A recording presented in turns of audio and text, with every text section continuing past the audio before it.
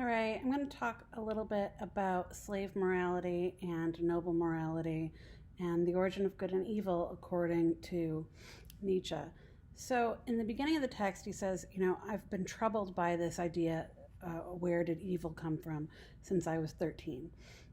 And you might hear the problem of evil talked about mostly in terms of theology. So, how can God be omnipotent and omnibenevolent and omniscient and still evil exist in the world? Well, Nietzsche's not really asking the question in that same arena. He's asking the question about, well, where do we get the idea that some things are evil? And where do we get the idea that some things are good? And so he starts with thinking about how we typically use the word good now.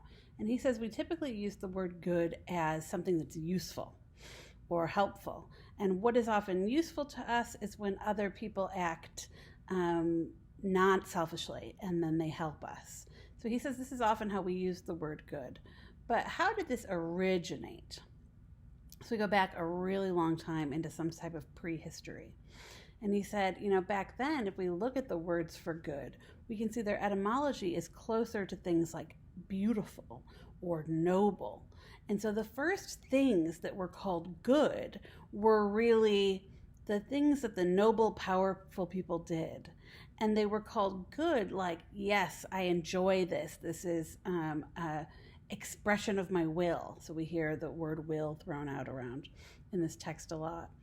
So that's the origin of the word good. And the nobility, the kind of high-powered, energetic people, the blonde beasts of prey, he refers to them sometimes as, look at the other people who are not like them and would consider them bad. However, most of the time, and this is really important to note, they don't consider that other group of people at all because they are just expressing their will, they're living their life, they're like this in this kind of immediacy. So they don't think about the other group. And when they are put in contact with them, well, they'll probably clobber them, right? Like the beast of prey will do to the lamb. But this isn't because they don't like the lamb. This is just because it's in their nature to act out, to create, to destroy, to act.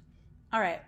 So then we have this moment where the people in charge, and this is kind of tricky because, well, how did this shift from thinking of action and activity is good and the distinction between being good and not good, or between nobility and ugliness or baseness, come to be the distinction between good and evil that we know it today? Well, he says at one point these priests were in charge. And so the caste in charge of everybody was not the kind of energetic nobles, but was more this priestly caste. And they started valuing a lot of strange things, like self-denial. You might picture now the kind of notions of like hair shirts that people would wear in the medieval ages to punish themselves, self-flagellation, etc. And he's like, this priestly caste wasn't strong, but it was started to be clever. And so it would exercise its will in a really different way than the original nobility would. And this causes what he calls a slave revolt in morality.